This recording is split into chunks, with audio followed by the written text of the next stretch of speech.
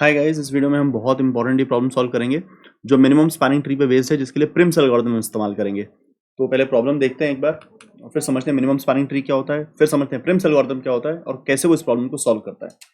देखो इस प्रॉब्लम में क्या है, आपके पास ना लैपटॉप्स हैं, पीसीज हैं जो ग्राफ की वर्टेक्स से रिप्रेजेंटेड है। ये हैं वो पीसीज और इन सबको कनेक्ट करना है। इन सबको बताना है कि इन सबको कनेक्ट करने में मिनिमम कितनी वायर लगेगी। हमें ग्राफ के रूप में क्या दे रखा है कि इन दोनों कनेक्ट करने में 10 मीटर की वायर लगती है, इनके लिए 10 मीटर की वायर, इनके लिए 10 मीटर की wire, 42 metres, 3 metres, 3 metres and 8 metres. हमें ये बताया गया है कि इन इंडिविजुअल पीसीज को कनेक्ट करने में इतनी वायर्स लगती हैं। हमें ये बताना है ये लैन सेटअप करने में such that every PC is connected to every other कितनी मिनिमम वायर लगेगी, ये हमारा सवाल है। तो मैं इस सवाल से हटके एक दूसरी चीज आपको पढ़ाता हूँ जिसको बोलते हैं मिनिमम स्पैनिंग ट्री। तो देखो मिनिमम स्पैनिंग ट्री क्या होता है पहले वो समझो। मिनिमम स्पैनिंग ट्री एक सब ग्राफ होता है, ग्राफ का सब ग्राफ होता है। सब ग्राफ का मतलब ग्राफ में से कुछ वर्टिसेस ले लो और कुछ एजेस ले लो तो सब ग्राफ बन गया। अब वो कोई ऐसा वैसा सब ग्राफ नहीं होता, स्पेशल सब ग्राफ होता है। वो ट्री टाइप का होता है। ट्री टाइप का मतलब वो कनेक्टेड होगा और ए साइक्लिक होगा। कनेक्टेड होगा मतलब हर वर्टेक्स से हर दूसरी वर्टेक्स रीचेबल होगी डायरेक्टली या इनडायरेक्टली। ए साइक्लिक होगा, साइकिल कोई होनी नहीं चाहिए। अगली बात, वो सब ग्राफ ट्री के साथ साथ स्पैनिंग भी होता है। स्पैनिंग का मतलब सारी वर्टेक्स होंगी उसमें, ऑल वर्टिसेस इंक्लूडेड होंगी। तो मतलब एक ऐसा सब ग्राफ होता है, मिनिमम स्पैनिंग ट्री एक ऐसा सब ग्राफ होता है जो ट्री टाइप का है, कनेक्टेड है, एसाइक्लिक है और उसमें सारी वर्टिसेस हैं, एजेस कुछ छोड़ सकते हो, ठीक है। और ऐसे ऐसे बहुत सारे स्पैनिंग ट्री पॉसिबल होते हैं। जैसे ये एक स्पैनिंग ट्री है। क्यों है स्पैनिंग ट्री? क्योंकि भाई सारी वर्टिसेस ले ली और कनेक्टेड है और एसाइक्लिक है। अब ये भी एक स्पैनिंग ट्री है, अब ये भी एक स्पैनिंग ट्री है, अब ये भी एक स्पैनिंग ट्री है। ऐसे से बहुत सारे स्पैनिंग ट्रीज हैं। तो मिनिमम स्पैनिंग ट्री क्या होता है? Out of all the spanning trees possible, जिस स्पैनिंग ट्री की एजेस का सम मिनिमम हो उसे मिनिमम स्पैनिंग ट्री कहते हैं। बहुत सारे स्पैनिंग ट्री है ना, तो उनकी एजेस का सम ले लो, एजेस की वेट का सम ले लो। जिस स्पैनिंग ट्री की एजेस की वेट का सम मिनिमम होगा उसे मिनिमम स्पैनिंग ट्री कहा जाता है। तो हमारी प्रॉब्लम से मिनिमम स्पैनिंग ट्री का क्या संबंध है? हमें तो ये निकालना है सारे पीसी कनेक्ट होने चाहिए। सारे पीसी कनेक्ट होने चाहिए मतलब स्पैनिंग, मतलब ऑल वर्टिसेस लेनी है। सारे कनेक्ट होने चाहिए मतलब कनेक्टेड। और मिनिमम वायर लगनी चाहिए, मिनिमम वायर लगनी चाहिए तो मिनिमम स्पैनिंग ट्री, ठीक है। तो हमें एक्चुअली इस ग्राफ का मिनिमम स्पैनिंग ट्री निकालना है। तो मिनिमम स्पैनिंग ट्री निकालने के लिए जो एल्गोरिथम यूज होता है, दो एल्गोरिथम होते हैं पॉपुलर, प्रिम्स एंड क्रूस्कल। तो अभी हम प्रिम्स एल्गोरिथम समझने वाले हैं, Prim's algorithm for minimum spanning tree, ठीक है। अब जो ये प्रिम्स एल्गोरिथम होता है ये बहुत ही dijkstra जैसा होता है। dijkstra याद है? dijkstra क्या था? वो बिल्कुल BFS जैसा था। ब्रेड्थ फर्स्ट सर्च में अगर हम क्यू को प्रायोरिटी क्यू से रिप्लेस कर दें तो dijkstra एल्गोरिथम बन जाता है, ठीक है। तो इसके अंदर प्रायोरिटी क्यू ही इस्तेमाल होगी, लेकिन थोड़ा फर्क होगा, dijkstra से थोड़ा फर्क होगा। वो मैं आपको दो आइट्रेशन करके दिखाऊंगा, आपको फर्क समझना है। पहले मैं एक आइट्रेशन कराऊंगा, उससे आपको कुछ कुछ पता लग जाएगा। फिर दूसरी आइट्रेशन कराऊंगा तो जो कुछ कुछ में थोड़ी कुछ कमी रह गई होगी वो कमी पूरी करेंगे हम। फिर हम कोड करेंगे और अगर हमें लगी कि अभी भी कमी है तो हम दोबारा आकर एक बार लास्ट में दोबारा करेंगे। तो देखिएगा जी, शुरुआत में हम कोई सी भी वर्टेक्स डाल सकते हैं प्रायोरिटी क्यू में। वर्टेक्स डाली मैंने, मैं तीन चीजें डाल रहा हूँ, ध्यान से देखना मैं कौन सी तीन चीजें डाल रहा हूँ। पेयर क्लास का ऑब्जेक्ट बना के डाल रहा हूँ प्रायोरिटी क्यू में, जिसमें वर्टेक्स है। वर्टेक्स किस वर्टेक्स के द्वारा रीच की गई उस वर्टेक्स का नाम है, और कितने वाली एज, जिस एज से रीच की गई उसका वेट कितना था। मैंने डाला vertex, acquiring vertex, weight of the edge between acquiring vertex and vertex. तुम कहोगे ये -1 तो कोई वर्टेक्स दिख ही नहीं रही। मैं कह रहा हूँ हाँ, तो हम ये कह रहे हैं कि पहली जो वर्टेक्स है ना वो किसी और एज से एक्वायर नहीं होती, किसी एज के थ्रू एक्वायर नहीं होती, वो बस हो जाती है। तो एक इमेजिनरी वर्टेक्स है -1, जिस -1 और 0 के बीच में 0 वेट की एज है। तो मैंने पहला एक पेयर बना के डाला कि 0 वाली वर्टेक्स -1 वाली वर्टेक्स के थ्रू एक्वायर हुई, इस एज से एक्वायर हुई, 0 वेट की एज थी। ऐसी एक रैंडम मान ली, ये है नहीं एक्चुअली एक्वायरिंग वर्टेक्स है नहीं, बस हमने मान लिया, ठीक है। अब देखिए क्या होगा, बहुत simple algorithm, remove, mark star, work, add star. Remove करेंगे, उसको विजिटेड मार्क करेंगे, अगर वो पहले से मार्क्ड है तो कंटिन्यू कर जाएंगे, नहीं तो वर्क, वर्क होगा इस एज को प्रिंट करना, प्रिंट कर देंगे।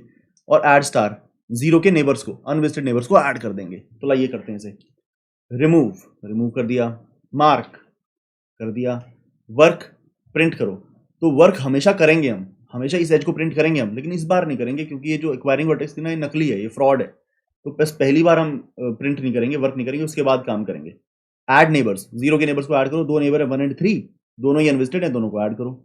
तो 1 लिख दिया, 1 का एक्वायरिंग वर्टेक्स है 0, कि 1 को 0 के थ्रू एक्वायर किया जा सकता है 0 1 एज से, कितनी कीमत पर? 10 कीमत पर, 10 की कॉस्ट पर एक्वायर किया जा सकता है। और 3 की एक्वायरिंग वर्टेक्स भी 0 है, 0 की वजह से डल रहा है ना ये, तो 3 की एक्वायरिंग वर्टेक्स 0 है। किस कॉस्ट पर? अगर 0 3 एज से किया तो 40 की cost per.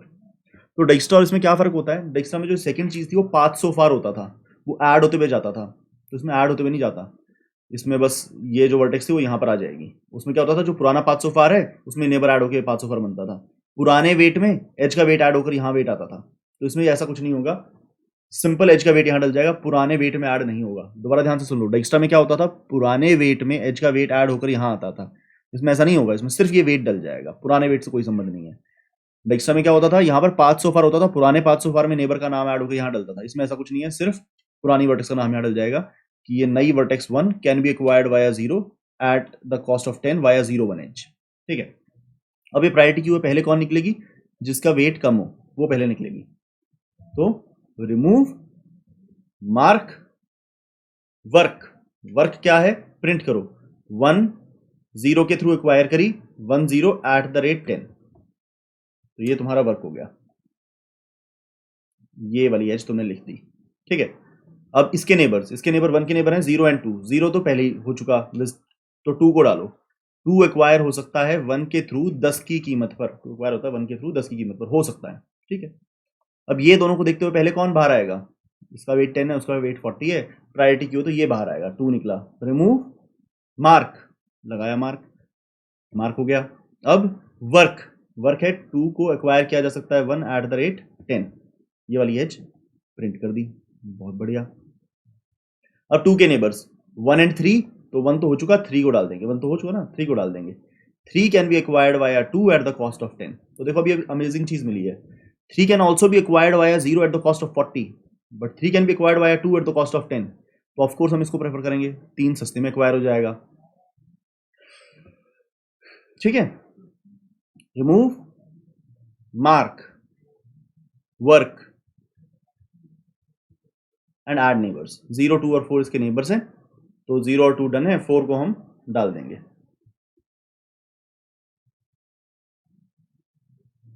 Four can be acquired by 3 at the cost of 2, अब दोनों में 4 सस्ता है, तो remove mark work 4 by 3 at the cost of 2, और उसके नेबर्स 3 5 एंड 6, तो 3 is done, 5 and 6 is remaining, तो we will put 5 by 4 at the cost of 3 and 6 by 4 at the cost of 8, तो अब इन तीनों के रहते हुए 3 8 और 40 के रहते हुए ये निकलेगा। रिमूव मार्क, मैं एजेस खींचना भूल गया हूँ, थोड़ी देर से एजेस नहीं खींच रहा, जो प्रिंट कर दिया उसको खींच के भी दिखाइए। Remove mark work that is print 5 by 4 at the rate 3, उसको मैं यहां भी दिखा देता हूं, एंड उसके नेबर्स 4 एंड 6, तो 4 तो डन है, 6 वाला नेबर हम एक बार ऐड कर देते हैं, 6 by 5 at the cost of 3, तो देखो 6 4 के थ्रू 8 पे एक्वायर होता, 5 के थ्रू 3 पे एक्वायर हो रहा है, तो ऑफकोर्स हम इसको प्रेफर करेंगे, 3 8 और 40 में से 3 वाला निकलेगा। रिमूव मार्क वर्क, वर्क मतलब प्रिंट करना, 6 बाय 5 एट द कॉस्ट 3, जिसको मैं यूं भी दिखा सकता हूं, एंड ऐड नेबर्स, इसके नेबर्स हैं 6 के नेबर्स हैं 4 5, बोथ आर डन, कुछ नहीं करना। रिमूव 6 को रिमूव किया, ये पहले से ही मार्क्ड है तो कंटिन्यू हो जाएगा। रिमूव 3 को रिमूव किया लेकिन वो पहले से ही मार्क्ड है, तो वो भी कंटिन्यू हो जाएगा। आपका आंसर प्रिंट हो चुका है। ठीक है, उम्मीद करता हूँ समझ में आया होगा। तो एक काम करता हूँ, जल्दी से इसको एक बार दोबारा आपको करा देता हूँ। दोबारा क्यों करा रहा हूँ? क्योंकि मैं बताना चाहता हूँ ये डेक्स्ट्रा से कैसे डिफरेंट है, और हो सकता है पहली बार में कुछ होल्स रह गए हो नॉलेज में, ना समझ में आया हो, तो 2 बार करना जरूरी है। ठीक है, इसलिए हमसे एक बार और करेंगे। उम्मीद करता हूँ कुछ कुछ तो समझ में जरूर आया होगा। तो आपकी नॉलेज के होल्स प्लग करने, इसलिए मैं दोबारा करूंगा इसे।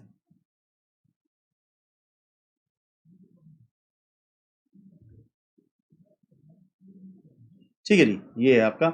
शुरुआत में किसी भी वर्टेक्स से स्टार्ट कर सकते हैं, ये आपने प्रायोरिटी क्यू में डाल दी। 0 वर्टेक्स -1 वर्टेक्स के थ्रू एक्वायर हो रही है और 0 कीमत पे हो रही है, तो ये -1 वर्टेक्स कोई है नहीं, ये बस पहला शुरुआत में बता रहा है कि ऐसे इमेजिनरी वर्टेक्स है ये। तो रिमूव मार्क वर्क, वर्क होता है प्रिंट करना, पर इस बार हम कुछ प्रिंट नहीं करेंगे क्योंकि ये वर्टेक्स, ये एज जो है 0-1 वाली, ये इमेजिनरी है कि पहली वाली वर्टेक्स 0 कीमत पे एक्वायर हुई थी। ठीक है, remove mark work, remove mark star work add star. Work होता है प्रिंट करना, तो इस बार वर्क नहीं करेंगे। एड स्टार, इसके नेबर्स ऐड करो 1 और 3, दोनों अनविजिटेड है, दोनों को ऐड करो। तो 1 can be acquired via 0 at the cost 10, बिल्कुल सही है, 1 can be acquired via 0 at the cost 10।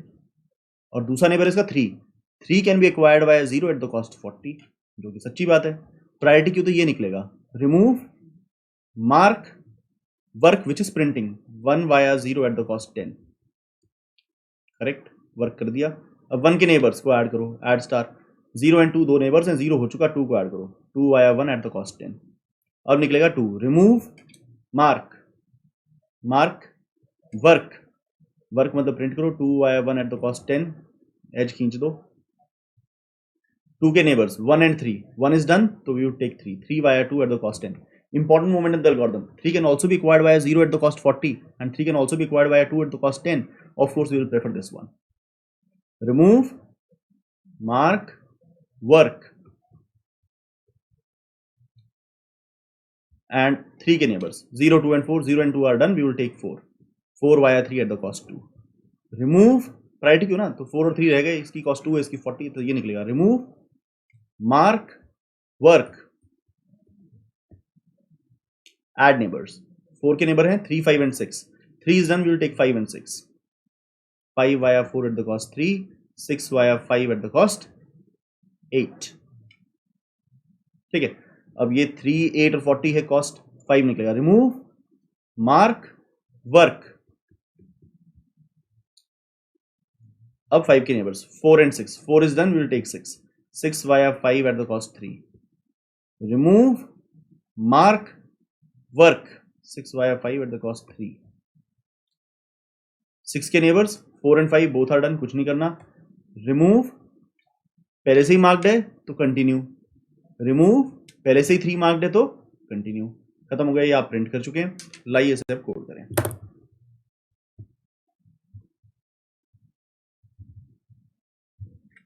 तो मैंने बनाई public static class pair int vertex int acquiring vertex int weight. ठीक है, पेयर असल में ये एज को रिप्रेजेंट करता है, एक्वायरिंग वर्टेक्स और वर्टेक्स बेसिकली उनके बीच का वेट एज को ही रिप्रेजेंट करता है ना। ये this dot vertex equal to vertex, this dot acquiring vertex equal to acquiring vertex, weight equal to weight. Priority क्यों मैंने बनाई, बिल्कुल डाइस्टा एल्गोरिथम है, इसमें कोई फर्क नहीं है। ये नाम इसका प्रिम्स, पर ये बिल्कुल डाइस्टा जैसा चल रहा है। Priority queue dot add new pair, तो इसके अंदर 0 वर्टेक्स, उसका एक्वायरिंग वर्टेक्स -1 और कीमत 0।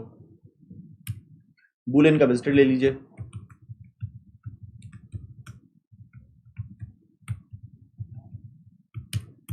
अब जब तक प्रायोरिटी क्यू खत्म ना हो जाए तब तक काम चलेगा। While priority queue greater than 0 तब तक काम चलेगा। Remove equal to priority queue dot remove, अपने आप हाईएस्ट प्रायोरिटी रिमूव होगा, मतलब लोएस्ट वैल्यू, ये रिमूव हो गया, आपके हाथ में पेयर आ गया। अब रिमूव क्या था, मार्क, पर मार्क स्टार था, मतलब पहले से विजिटेड है। अगर पहले से विजिटेड है तो कंटिन्यू, कुछ नहीं करना, अन्यथा इसे मार्क कर देवें। Remove mark star work, work था प्रिंट करना, तो प्रिंट करने का फॉर्मेट है हमारे पास।